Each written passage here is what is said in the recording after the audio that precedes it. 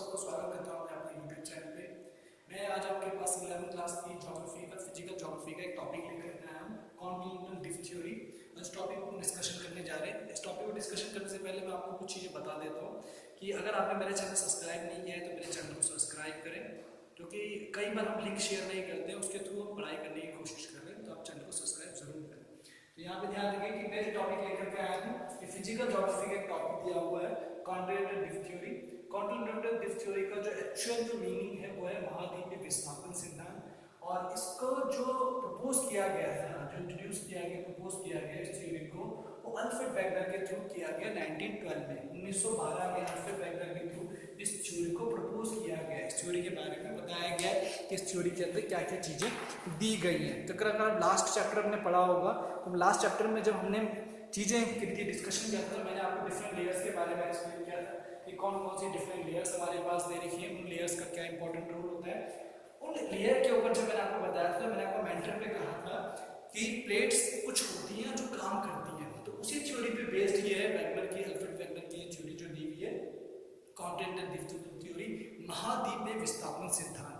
अगर हम देखने की कोशिश करते हैं ऑस्ट्रेलियन महातट को देखने की कोशिश करोगे तो उसकी आकृति जो आपके पास मानचित्र दिया हुआ, विश्व का मानचित्र दे रखा है, उसमें अगर आप आकृति देखने की कोशिश करोगे तो कहीं ना कहीं कोई ना कोई कॉन्टिनेंट आपस में इंटरेक्ट कर रहा है, एक दूसरे के साथ जुड़ने की कोशिश कर रहा है। अगर आप देखो साउथ अमेरिका का जो पार्ट है वो अफ्रीका कॉन्टिनेंट के साइड में जाके लग सकता है, जस्ट हो सकता है। इसका मतलब ये कभी ना कभी एक पार्ट रहा होगा, कोई ना कोई इसमें रोल रहा होगा। तो अल्फ्रेड वेगनर ने इसी थ्योरी के अंदर उसी चीज के ऊपर, सिद्धांत के ऊपर प्रोसीजर किया है कि कुछ ऐसे सिद्धांत रहे होंगे कि पृथ्वी का ये भाग एक स्वरूप में रहा हो और उसमें कोई ना कोई काम किया, तो उसी थ्योरी को महाद्वीपीय विस्थापन यानी कॉन्टिनेंटल ड्रिफ्ट थ्योरी के नाम से जाना जाता है। इस सिद्धांत को 1912 में अल्फ्रेड वेगनर के द्वारा प्रस्तुत किया गया था थ्योरी को, और इसमें उन्होंने कहा है कि जो पूरा आप भूखंड देख रहे हो वो एक पेंजिया के रूप में देखने को मिलता है। ठीक है, जो एक लैंड आप देख रहे हो, अगर हम उसको देखने की कोशिश करते हैं मानचित्र के ऊपर गूगल, तो उनका कहना था ये एक गोल, एक ऐसे करके एक टापू दिया हुआ है, पूरा एक पूरा लैंड दिया हुआ है, और जो लैंड हमारे पास है वो एक पेंजिया के नाम पे है। पेंजिया का मतलब हो गया संपूर्ण पृथ्वी, जो होल अर्थ है, जो पूरी की पूरी आपके पास पूरी अर्थ दी हुई है, वो सब क्या है, पेंजिया है, पेंजिया के रूप में जानी जा रही है। संपूर्ण पृथ्वी को पेंजिया के नाम से कहा गया। और पैंथेलासा जो वर्ड यूज किया हुआ पैंथेलासा, उसका मतलब है वाटर, मतलब ओशन से रिलेटेड है। ठीक है, पैंथेलासा क्या है, वाटर के लिए दिया हुआ, जो पानी पानी है। इसका मतलब जो आपका ए वाला पार्ट दिया हुआ है वो तो ये हो गया पेंजिया, ठीक है, और जो आपके पैंथेलासा दे रखा है वो ये पार्ट हो गया बी सेक्शन, जो ये आपके पास में देखने को मिल रहा है। और उनके अनुसार ये माना गया कि जो दो एरिया हमारे पास हैं, पेंजिया का पूरा दिया हुआ, ये पूरा एक भूखंड हमारे पास दिया हुआ है, और एक पैंथेलासा जो इसके आसपास का समुद्र के रूप में, पानी के रूप में जाना जा रहा है। ठीक है, जहां तक उनके तर्क के अनुसार ये आज से 20 करोड़ वर्ष पहले की घटना है, जब धीरे धीरे ये खंड जो हमारे पास दिया हुआ था ये दो पार्ट्स में डिवाइड होता चला गया, 2 पार्ट्स में डिवाइड होता चला गया, लोरेशिया, ठीक है, और गोंडवाना। लोरेशिया और गोंडवाना दो रूपों में इसको देखा गया, लोरेशिया और गोंडवाना के नाम से इसको जाना गया। ये दो भूखंडों के रूप में डिवाइड हो गया, दो पीसीज में डिवाइड होता चला गया। पहला पार्ट हो गया और सेकंड पार्ट, ठीक है, तो दो रूपों में देखने को मिला। ये हमारे पास में दो पार्ट्स इसके हो गए, एक आपके पास लोरेशिया का पार्ट देखने को मिल रहा है और एक आपके पास गोंडवाना लैंड का पार्ट देखने को मिल रहा है। तो ये इस सिद्धांत के अनुसार इसके दो पार्ट्स हो गए, ठीक है, और वो दो पार्ट्स डिवाइड होकर के हमें मिल गए, और उन दो पार्ट्स के ऊपर ये क्या हुआ, कोई जो पेंजिया हमारे पास पेंजिया था वो डिवाइड होता चला गया। तो ये कहीं ना कहीं इस चीज से रिलेटेड है, इस थ्योरी को दिया गया 1912 में, ठीक है, और इस वेगनर थ्योरी में उन्होंने सिद्धांत को समझा। अब इसके प्रमाण दिए गए, कुछ जो उसके प्रमाण थे जिसके अनुसार इसको एक्सेप्टेड किया गया, उन प्रमाणों पर डिस्कशन करते हैं। तो मैं आपके साथ बात कर रहा था कि कौन से सपोर्टिव डॉक्यूमेंट्स हैं जो कॉन्टिनेंटल ड्रिफ्ट थ्योरी को आइडेंटिफाई करने में हेल्प करते हैं, सपोर्ट करते हैं, कि जिसके बेसिक कॉन्सेप्ट के ऊपर रह करके कॉन्टिनेंटल ड्रिफ्ट थ्योरी को माना जा रहा है। कौन से ऐसे हमारे पास कारक दिए हुए हैं जिनके कारण हम इसे आइडेंटिफाई कर सकते हैं और सहमति होती है, जिससे प्रमाण मिलते हैं एविडेंसेस के रूप में कि ये थ्योरी बिल्कुल एक्सेप्टेबल है, ये थ्योरी क्या एक्सेप्टेबल है। तो यहाँ सबसे पहले जो दिया हुआ है rocks of same age across the ocean, ठीक है, जो हमारे पास दिया हुआ सागरों के पार चट्टानों की आयु में समानता, इसकी जो एज जो दिया हुआ है क्रॉस, यहाँ पे एज जो दी हुई है समुद्रों की, उसके अंदर पाए जाने वाले जो तत्व है, जो उसके अंदर सेडिमेंट्स मिल रहे हैं, वो सेडिमेंट्स कहीं ना कहीं इक्वल चीजों को बताने की कोशिश कर रहे हैं। अगर आप देखने करिए आर्कटिक ओशन, अटलांटिक ओशन, प्रशांत महासागर जो हमारा ओशन दिया हुआ है, इनके अंदर जो अवशेष मिल रहे हैं, जो अंश पाए जा रहे हैं, वो कहीं ना कहीं एक दूसरे से कनेक्टेड है। अगर आप देखने की कोशिश करेंगे, जो आपके पास मानचित्र दिया हुआ है, उसके जो इन पार्टों में लगे हुए पार्ट्स हैं ये, और इनके ऊपर जो हमारे अवशेष मिल रहे हैं, और कहीं ना कहीं दूसरी जो हमारे यूरोपियन कंट्रीज के साथ या अफ्रीका कंट्री के साथ जो हमारे पार्ट है, इनके ऊपर इन चट्टानों में कहीं ना कहीं वो रेशे आपस में कनेक्ट होकर मिलते हैं। अगर आप देखने की कोशिश करें तो ये जो पार्ट्स हमारा देखने को मिल रहा है, इन वाले पार्ट्स में ब्राजील हो गया, अर्जेंटीना वाला पार्ट चला गया, इन पार्ट्स के ऊपर कहीं ना कहीं वो पार्ट्स क्या एक दूसरे से कनेक्ट होकर के, ये घना वाला पार्ट इधर ब्राजील है, अर्जेंटीना या चिली पार्ट्स के साथ कहीं ना कहीं उनके जो रेशे हैं वो आपस में कनेक्ट होकर दिखते हैं। और ये आज से लगभग हम मान के चलते हैं इन रॉक्स की जो एजेस होगी, ब्राजीलियन इन सब की जो रॉक्स की एजेज होगी, ये कम से कम मिनिमम दोनों के दोनों 200 करोड़ जो हमारे पास होंगे, उन सालों के आसपास उन टाइम पीरियड से बनी हुई रॉक्स देखने को मिलती है। ये कहीं आइडेंटिफिकेशन कर रहा है कि कॉन्टिनेंटल ड्रिफ्ट थ्योरी के जो अनुमानित एविडेंसेस हैं एक्सेप्टेबल ऑफ रॉक्स, ठीक है, जो हमारे पास दी गई है, उनमें कहीं ना कहीं रॉक्स की एजेस क्या कर रही है, इक्वलिटी की तरफ चल रही है, समानता की तरफ जा रही है। उनके लिए वो कहीं ना कहीं उसके फेवरेबल कंडीशंस तैयार कर रही है। वही favourable condition help to identification of the different continents, वो कहीं ना कहीं हेल्प कर रही है। ये सब चीजें देखने को आ रही है। दूसरी तरफ आप देख रहे होंगे आपके पास टेलिसिन दिया हुआ है, टेलाइट, ठीक है, टेलाइट एक अवसादी चट्टान का दिया हुआ है। इस रॉक्स के ऊपर क्या है कि जो ये चट्टान हमारे पास मिलती है, विशिष्ट प्रकार के स्पेशल क्वालिटी फीचर्स होते हैं, इस रॉक्स के ऊपर देखने को मिल जाते हैं। तो ये रॉक्स जो हमें मिल रही है, इसके अंदर कहीं ना कहीं ऐसे मतलब सेडिमेंट्स मिल रहे हैं जो इंडिया जैसे, जो हमारे इंडिया कंट्री है उसके अंदर कहीं ना कहीं मिलते। जैसे अगर आप देखो ब्लैक सॉइल उन्हीं एरिया में मिलेगी जहां वोल्केनो इरप्टेड होगा। पर अगर आप इंडिया के अंदर देखें तो पूरे सेंट्रल इंडिया के अंदर कहीं पे भी वोल्केनो नहीं है, ज्वालामुखी नहीं है, तो मैग्मा कहां से आया इतना?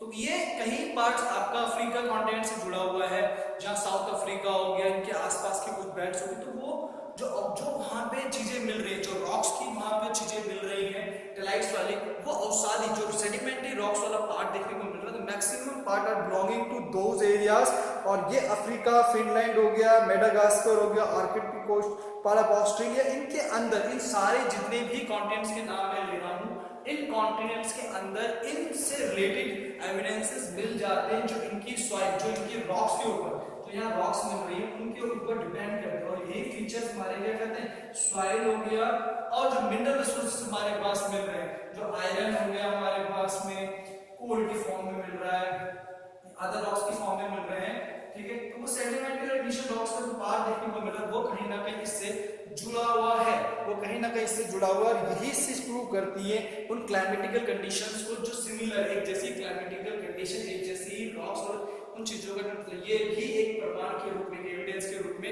रखा गया है इंटेलिजेंस को, ये भी एक ऐसा प्रमाण दिया जा रहा है। थर्ड पॉइंट जो हमारे पास दिया है, प्लेस फॉर द डिपोजिशन, ठीक है, जहां पे हमारा क्या प्लेट जो दिया हुआ है उसके निक्षेपण हमें देखने को मिल रहे हैं। मैंने अभी आपके साथ बात की थी ब्राजील वाला का जो एरिया दिया हुआ है, अर्जेंटीना का जो एरिया दिया हुआ, जितना भी ये बाउंड्री वाला ये सी ओशंस के पास, प्रशांत महासागर वाले पार्ट्स में दिया हुआ है, इन सब के जो रेजेस हमारे पास मिल रही हैं, वो एक क्रम में प्रेजेंट हो रखी हैं, एक क्रम में क्या प्रेजेंट हो रखी हैं। निक्षेपण के बारे में बात हो रही थी, तो ये जो दिया हुआ है, ये कहीं ना कहीं आपका उस एरिया को राइज कर रहा है, जो पार्ट आपका अफ्रीका, अगर देखिए तो इस तरह से अफ्रीका का मानचित्र दिया हुआ है, और यहां पे दिया हुआ है आपके पास में साउथ अमेरिका। जो ये पार्ट है आपका, ये वाला, इस तरह का जो पार्ट दिया हुआ, ये जब इसके साथ कनेक्ट होगा, यहां जाकर के मिलेगा, तो ये जो बाउंड्री आप देख रहे हैं, यहाँ पे जो डिपोजिशन हो रखा है, जो यहाँ पे लेयर है हमारी, वो लेयर कहीं ना कहीं एक दूसरे कनेक्ट है। और इधर मेडागास्कर हो गया आपका, ठीक है, वो वाला पार्ट, और ऑस्ट्रेलिया, इन पार्ट्स को जोड़ने की कोशिश करें यहाँ पे, तो इनके अंदर जो भी मटेरियल, जो रॉक्स मिल रही है, वो कहीं ना कहीं एक ऐसे एरा की तरफ सिंबलाइज कर रही है जो बहुत बड़े पार्ट के अंदर है। और इन दोनों कॉन्टिनेंट्स को अगर मिलाकर के देखा जाए, स्पेशली इन दो को, आपका साउथ अमेरिका और अफ्रीका को अगर मिला के देखा जाए, तो जो यहाँ पे गोल्ड की चीजें मिल रही हैं, आइटम्स जो आइडेंटिफाई कर रहे हो वो सिमिलर, तो यहाँ पे जो तीसरा वाला आपके पास दिया प्लेस स्पेयर वाला, वो भी क्लियर कर रहा है, ठीक है। और अब हम थर्ड को देखते हैं, डिस्ट्रीब्यूशन ऑफ फॉस्फेट्स, ठीक है, जो यहाँ पे वितरण देखने को मिल रहा है हमारे पास में किसका, जीवाश्मों का, वो भी है। अगर आप देखने की कोशिश करें, हर एक कॉन्टिनेंट के अंदर डिफरेंट तरह की डाइवर्सिटीज देखने को मिल रही है। एलिफेंट हो गया आपके पास में, ठीक है, रेप्टाइल्स हो गए, ये सिमिलर है। अगर आप ब्राजीलियन फॉरेस्ट में देखो, सेम वही ब्राजीलियन फॉरेस्ट का जो पार्ट है वो कहीं ना कहीं अफ्रीका के कॉन्टिनेंट में जो पाए जाने वाले रेप्टाइल्स हैं और प्लांट्स हैं, ठीक है, फौना के साथ, अगर प्लांट्स को देखो वेजिटेशन के साथ कहीं ना कहीं मैच करता है। तो ये भी एक बड़ा प्रबल गियर है जहां पे डिफरेंट तरह के प्लांट्स हो गए, एनिमल्स हो गए, ये इंटरेक्टेड हैं दूसरे कॉन्टिनेंट के साथ। क्योंकि अगर आप ध्यान से देखें तो ये कोई ऐसा तो होगा नहीं कि ये तैर करके उधर चले गए, हाथी उड़ करके चला गया हो, ये भी उसी दौरान पे, पार्टीशन के दौरान पे अलग अलग हुए। जब क्या हुआ, कॉन्टिनेंट डिस्क थ्योरी हुई, तो ये भी एक प्रमाण के रूप में देखने को मिलते हैं। कुछ वैज्ञानिकों के अनुसार तीनों खंडों को अगर जोड़ा जाए तो लेमुरिया की स्थिति उत्पन्न होती हुई दिखती है। इसमें स्पेशली उन जीवों की बात की जा रही है जो जीव हमारे खारे पानी के अंदर, ओशियन के अंदर मिलते हैं। तो वो भी ऐसा ही है, हमें फॉरेस्ट, ब्राजीलियन फॉरेस्ट और साउथ अफ्रीकन, नाइजीरियन और नेमीबिया, उनकी फॉरेस्ट के अंदर भी हमें कुछ ना कुछ इस तरह के अंश देखने को मिल रहे हैं। और ये पूरा जो एरिया अगर हम देखे जाए इस डाइवर्सिटीज का, तो ये 4300 किलोमीटर के पूरे दायरे के अंदर बड़े लेवल पे फैला हुआ है। और इस पूरे इसके बीच में अगर हम तालमेल देखने की कोशिश करें तो डाइवर्सिटीज का सिंपल कॉन्सेप्ट के रूप में देखने को मिल रहा है। तो आपके समझ में आ चुका होगा, ये वो सपोर्टेड एविडेंसेस हैं जो दिए गए हैं किसके लिए, कॉन्टिनेंटल डिस्क थ्योरी के लिए, महाद्वीपीय विस्थापन सिद्धांत के लिए, ठीक है। अगले तरफ चलते हैं हम, तो किस तरह से कॉन्टिनेंटल डिस्क थ्योरी का जो प्रोसीजर हुआ है, जो उसकी प्लानिंग हुई है, जो चीजें हुई, वो किन फोर्सेस के ऊपर डिपेंड है।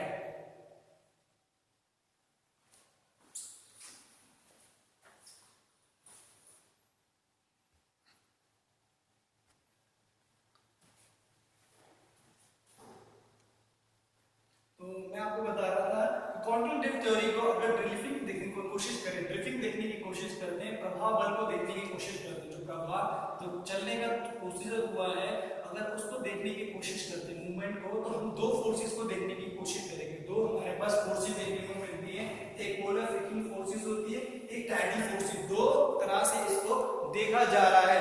पहला देखा गया है पोलर या ध्रुवीय फ्रिक्शन फोर्स के रूप में, बल के रूप में, और दूसरा दिया गया ज्वारीय बल के रूप में। जो ध्रुवीय फ्रिक्शन फोर्स जो आप देख रहे हैं पोलर वाला, इसमें क्या है, पृथ्वी के घूर्णन से संबंधित है। जो घूमने की प्रक्रिया है, रोटेशन का प्रोसीजर है, उसके घूमने पे ही डिपेंड करता है किस तरह से ये काम कर रहा है, ठीक है। और इसका डिपेंडेबल जो है हमारे पास में, वो इस चीज को दिखाने की कोशिश कर रहा है किस तरह से ये एज टाइम पीरियड के अंदर कहीं ना कहीं कंपाइल होकर के आगे इंक्रीज हुए हैं। तो ये एक फोर्स हमारे पास में स्पष्टीकरण कर रहा है कि ये कहीं ना कहीं बड़े लेवल पे काम कर रहा है। और अगर हम देखने की कोशिश करते हैं इन चीजों को, तो ये हमारे पास में, अगर आपने देखा होगा डायग्राम में, तो यहाँ एक पोर्शन दिया हुआ है, ठीक है। इक्वेटर के इस पोर्शन से लेकर के पोलर की तरफ क्या लगातार धक्का की चले कोशिश होती रही। और दूसरी चीज जो हुई, जो ओशन हमारे पास दिए हुए थे, जो ओशन का पार्ट दिया हुआ था, उसने भी पुश करने का काम किया, धक्का देने का काम किया। इसलिए क्या हुआ, धीरे धीरे करके ये फोर्सेस क्या हुई, मूवमेंट होती चली, ध्रुवों की तरफ मूवमेंट कर दी, नॉर्थ हेमिस्फीयर की तरफ, ठीक है, नॉर्थ पोल हो गया, और साउथ पोल जो हमारे पास है, इन पोल्स की तरफ क्या हो गया, माइग्रेटेड होते चले गए।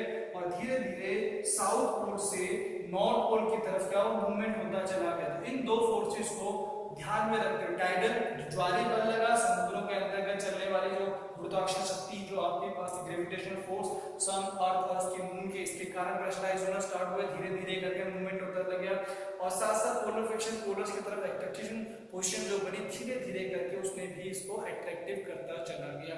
तो इन दो ड्रिविंग फोर्सेस को लेकर के कॉन्टिनेंटल ड्रिफ्ट थ्योरी को आगे बढ़ाने की बात की गई। उनका कहना यह था कि कहीं ना कहीं करोड़ों वर्ष पहले ऐसी प्रभावशाली शक्ति के कारण ये संभव हो पाया है और ये कहीं ना कहीं क्लियर, पर ये कहीं उन चीजों को ढंग से वो नहीं करते, क्लियरिंग नहीं दे पाते, पर आप पर्याप्त समझा जाता है। पर अगर इन दो को बात करते हैं, इन दो बलों को लेकर, इन दो फोर्सेस को लेकर एक्सप्लेनेशन दिया हुआ है। तो कुछ एनसीईआरटी में तो उसको दिया हुआ है, कहीं एनसीईआरटी में नहीं दिया, इसलिए मैंने इस चीज को चूज कर लिया है। तो ये आपका कॉन्टिनेंटल ड्रिफ्ट थ्योरी का पार्ट था।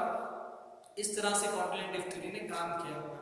मैं सेकंड पार्ट के अंदर प्लेट टेक्टोनिक थ्योरी लेकर के आऊंगा और आपको बताऊंगा कि उस थ्योरी के अंदर किस तरह से काम किया जाता है। मेरे चैनल को आप सब्सक्राइब भी करें, साथ साथ जो कमेंट है वो भी आप करा करें, साथ में लाइक भी करें, जिससे पता लग जाए वीडियो को आप देख पा रहे हैं। Thank you.